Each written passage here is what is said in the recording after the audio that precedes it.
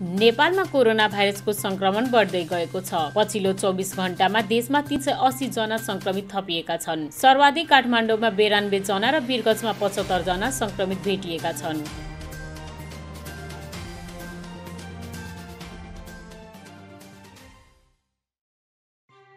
नेपालमा कोरोना भाइरसबाट संक्रमित हुनेको संख्या 22,972 जना पुगेको छ भने उपचारपछि निको भएको संख्या 16,315 जना रहेका छन्। हालसम्म 75 जनाको मृत्यु भएको स्वास्थ्य मन्त्रालयले जनाएको छ।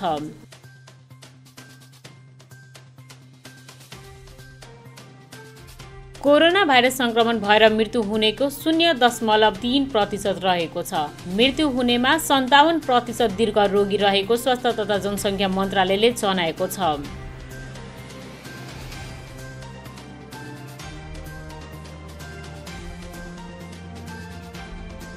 नेपाल कम्युनिस्ट पार्टीका महासचिव विष्णु पौडेलको अङ्गरक्षक पनि कोरोना भाइरसबाट संक्रमित भएको पुष्टि भएको छ। महासचिव पौडेल आफू पनि आफ्नै घरमा होम आइसोलेसन बस्नु भएको छ।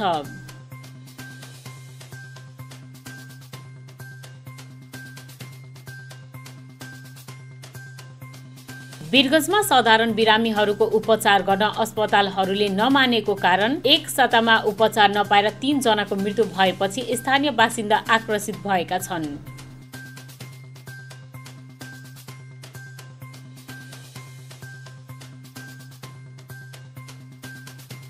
देशको नागरिकले स्वास्थ्य उपचार गराउन पाउने मौलिक हक भएको भनी संविधानमा लेखिए पनि नागरिक उपचार नपाएर मृत्यु हुन थालेपछि सरकारको विरोधमा जनसमुदाय उत्रिएका छन्।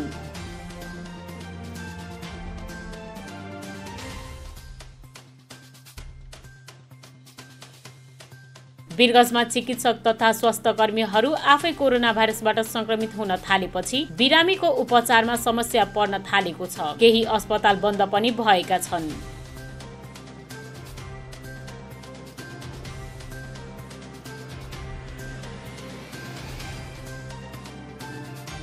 काठमाडौँ उपत्यकामा कोरोना भाइरसबाट संक्रमित हुनेमा बाहिरबाट आएका 60% र स्थानीय 40% रहेको स्वास्थ्य तथा जनसङ्ख्या मन्त्रालयले जनाएको छ।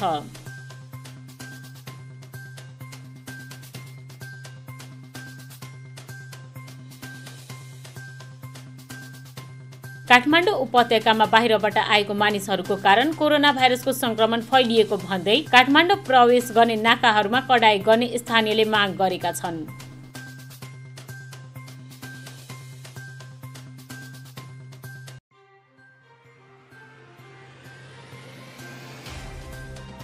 नेपालमा कोरोना भाइरस संक्रमणबाट मृत्यु हुनेको संख्या अत्यन्त न्यून रहेको कारण कोरोना संक्रमित हुँदैमा नआतिन स्वास्थ्य तथा जनसङ्ख्या मन्त्रालयले सर्वसाधारणलाई आग्रह गरेको छ।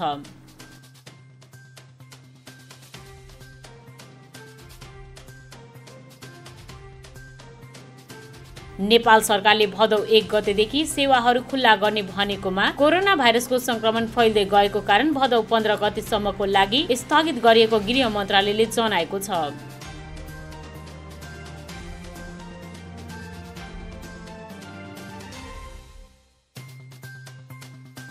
सरकारले भदौ 1 गतेबाट सार्वजनिक यातायातका साधन र हवाई सेवा सञ्चालन गर्ने भनी गरेको घोषणा हालको लागि स्थगित गरिएको पनि गृह मन्त्रालयले जनाएको छ।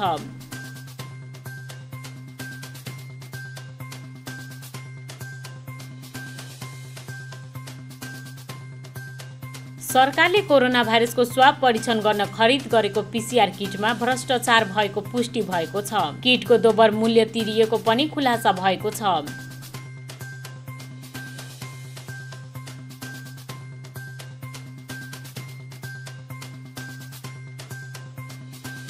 नेपाल विद्युत प्राधिकरणले घर घरमा स्मार्ट मिटर जडान गर्ने भएको छ। स्मार्ट मिटर गरिएपछि घर घरमा पुगेर मिटर रिडिङ गर्ने झन्झटबाट मुक्त हुने प्राधिकरणले दाबी गरेको छ।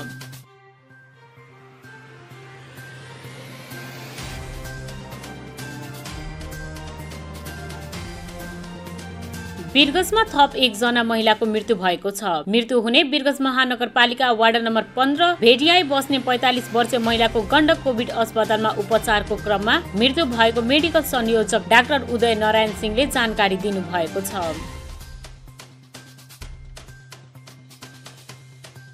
वीरगंजमा अस्पतालहरू उपचार गर्न नमानेपछि गण्डक कोरोना अस्पताल पुर्याएपछि 55 वर्षीय महिलाको मृत्यु भएको थियो। महिलाको मृत्युपछि गरिएको स्वाब परीक्षणमा कोरोना पोजिटिभ पुष्टि भएको थियो।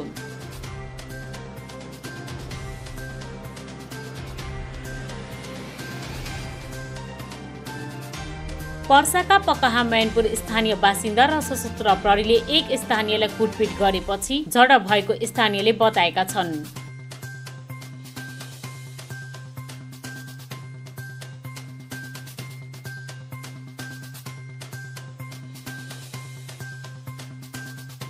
सशस्त्र प्रहरीले तस्करहरूसँग रकम लिँदै गरेको फोटो एक स्थानीयले खिचेपछि सशस्त्र प्रहरीले ती युवकलाई कुटपिट गरेको स्थानीयले बताएका छन्।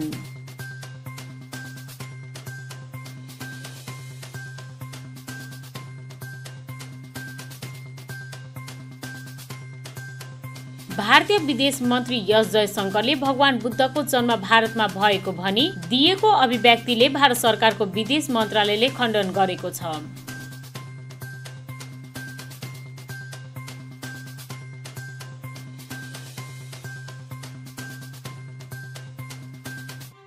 भारतीय विदेश मन्त्री जयशंकरले भगवान बुद्धको जन्म भारतमा भनी दाबी गरेपछि नेपालमा चर्को आलोचना भएपछि भारत सरकारले जयशंकरको भनाइको खण्डन गरेको हो।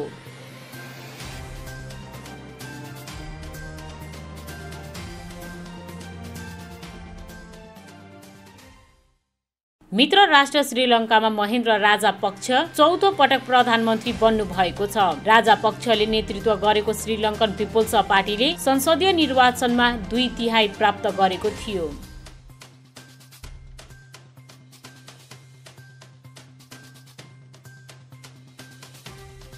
प्रदेश 2 का मुख्यमन्त्री लालबाबु राउतले कोरोना भाइरसको संक्रमण नियन्त्रण र रोकथामको लागि प्रदेश सरकारले कुनै पनि कसर बाँकी नराखेको बताएका छन्।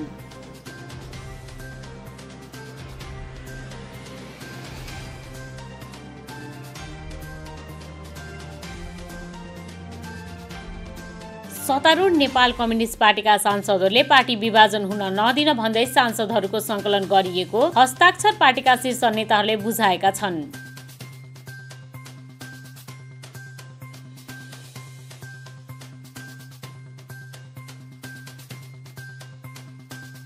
पर्सा जिल्लामा स्वास्थ्यकर्मी सुरक्षाकर्मी सहित कोरोना भाइरस संक्रमित भएका थप 2 जना फेला परेका छन्। यो सँगै पर्सामा संक्रमित हुनेहरूको संख्या 1042 जना पुगेको छ।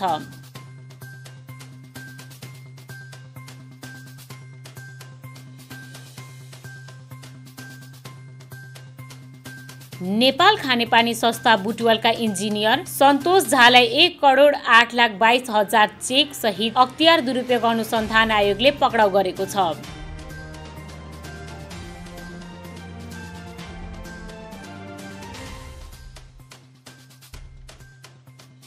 सरकारले लगानी बोर्डको कार्यकारी अधिकृतमा नियुक्त गरेका सुशील भट्ट विरुद्ध भ्रष्टाचारमा मुछिएका व्यक्ति भएको बर्खास्त गर्न माग गर्दै सर्वोच्च अदालतमा रिट निवेदन दर्ता भएको छ।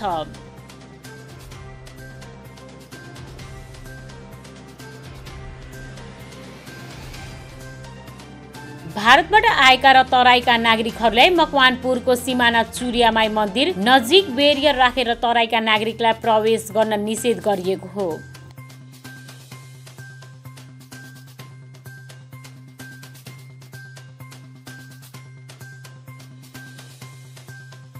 वीरगंजमा कोरोना अस्पताल बनाइएको अस्पतालहरूमा चिकित्सक तथा स्वास्थ्यकर्मीको कमी भएको कारण संक्रमितको उपचारमा समस्या परेको नारायणी अस्पतालका मेडिकल सुप्रिन्टेन्डेन्ट डाक्टर उपाध्यायले बताउनु भएको छ।